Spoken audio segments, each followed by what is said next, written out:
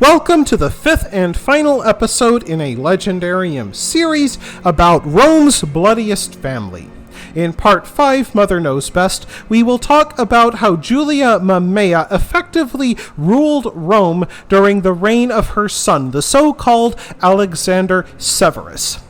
However, while Julia proved very successful at consolidating power and managing the empire, she proved unsuccessful in wars against the Germans and the Persians. In time, Emperor Alexander's cowardice led to the fall of the Severan family.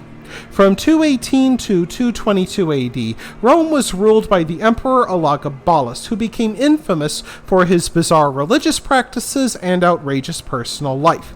In time, the Praetorian Guard expressed their disapproval by chopping him to death while he sat on the toilet. They also killed his mother, Julia Summius. The Praetorians replaced the former rulers with Elagabalus's cousin Alexander Severus, then only 13 years old. Given the emperor's youth, it is not surprising that his mother, Julia Mamaea, and grandmother, Julia Maesa, held the real power. One of the first things that the two Julias did was bring an end to the cult of Elagabal, the sun god worshipped in the Severan family's home province of Syria. Indeed, Elagabalus had hoped to replace Jupiter in Rome with Elagabalus. So Romans breathed a sigh of relief when they realized the human and animal sacrifices would end and that the black cult stone of Elagabal would go home to Syria. Of course, the two Julias also covered up the fact that Alexander had served as high priest of Elagabal and probably helped his cousin Elagabalus carry out the gruesome human and animal sacrifices.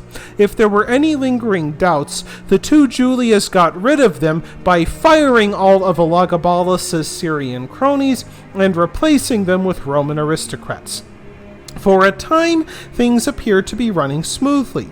Julia Maesa died only a couple of years into her grandson's reign in the year 224 AD, so Julia Mamaea effectively took control of the empire, using her still teenaged son as a puppet. Julia made no secret of the fact that she ran the show, voting herself grandiose titles like Mother of the Army Camp, Mother of the Senate, and Mother of the Country. Despite this self-aggrandizing behavior, she still appointed a governing council of legal experts who helped to reduce taxes and build new aqueducts. However, Julia ran into trouble when reforming the army.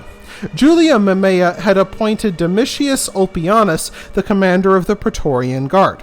Ulpianus had some old-fashioned ideas about military discipline. He wanted to get the Praetorians out of politics and the opium dens and back onto the training field. If any soldiers objected, he had whips ready to answer their grievances. The soldiers did not care for this new system and expressed their displeasure by rioting in the streets for 3 days, led by their own commanders. Ulpianus responded by executing two of the riotous ringleaders, Julius Flavianus and Gorinius Crestus, and the Praetorians retaliated by chasing Ulpianus into the imperial palace and giving him a slight case of sword in the neck. To stop the riots, Julia Mamaea paid off the assassins with cushy new jobs in Egypt, but the Praetorian Guard went unreformed. Julia Mamaea recalled the multiple marriages of her nephew Elagabalus and how the legions reacted murderously to them. So in 227 AD, Julia Mamaea married her son Alexander into a respectable aristocratic family. She chose a woman named Barbia Orbiana. Unhappily for both Alexander and Barbia, the emperor's mother soon became jealous of her son's bride, as she didn't want another woman to have the title of Augusta, and definitely didn't want a daughter-in-law to weaken her hold over her son. Orbiana and her father, sensing how things were going, fled to the Praetorian camp, hoping for protection. Instead, the Praetorians exiled her to Africa, where she was later executed.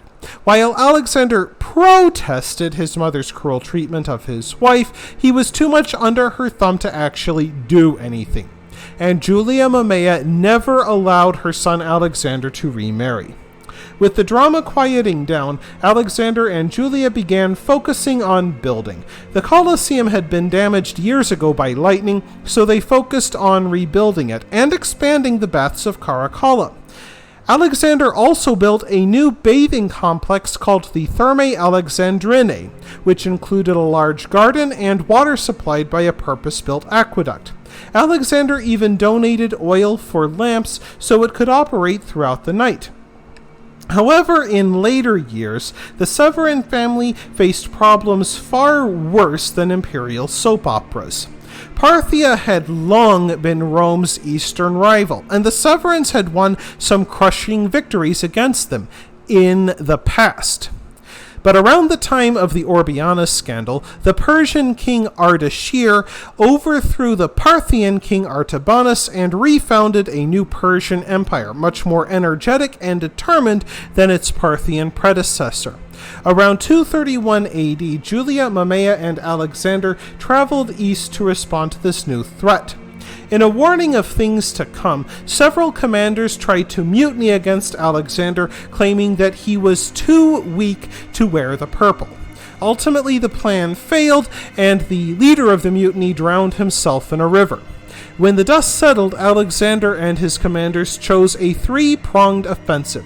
One army would march into northern Iran, a second towards the Persian Gulf, and the final column, led by Alexander himself, headed towards the old Parthian capital of Ctesiphon, which had been captured and ransacked by his ancestor Septimius Severus 2 generations ago. Unfortunately, Alexander Severus was no Alexander the Great. Indeed, Alexander's extreme caution and a lack of coordination between the three columns turned the offensive into a mess. It only became a marginal success because the Persian forces did fall back in the face of superior numbers. Alexander used this as a reason to throw himself a triumphal parade and proclaim himself a conquering hero. However, to the legions, who knew full well that real victory had escaped them, the emperor's grandstanding rankled them even further. Rumors began to spread of Alexander's cowardice and his complete domination by his mother Julia. Despite the fact that most soldiers considered him a weakling, Alexander and his mother headed north a few years later to respond to raiding and plundering by Germanic nations from across the Rhine River. Alexander began the campaign with no plan except to pay off the Germans. It did not take long for the army to realize how weak the emperor was because he spent most of his time chariot racing instead of preparing for war. Even worse, Julia Mamaea ordered pay cuts to the legions to pay for bribes to the Germans. Before long, the army began shopping around for a new emperor. They found one in a humble provincial who had risen to great rank, Maximinius Thrax. Thrax marched to Alexander's camp to collect his head and the imperial purple. Alexander was utterly panic-stricken by the news of Maximinius's march. He rushed out of the imperial tent, bawling uncontrollably and raving against Maximinius. This did nothing to endear him to the soldiers who chased him back into his tent. Alexander clung to his mother's dress as his own soldiers stabbed him to death. With his last words, Alexander blamed his mother for all his misfortunes. The soldiers then hunted down and killed all those thought to be Alexander's friends or favorites. Thus, the Severan dynasty came to an inglorious end. However, Rome's problems had only begun. Maximinius Thrax died a few years later.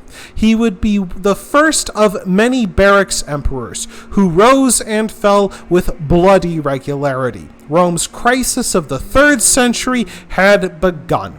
And that wraps things up for this Legendarium series. I hope you enjoyed it. If you did, press like. If you want to see more, press subscribe. And if you've got anything to say, let me know in the comments section. Thanks again for joining me, and I hope that you have a great rest of the day.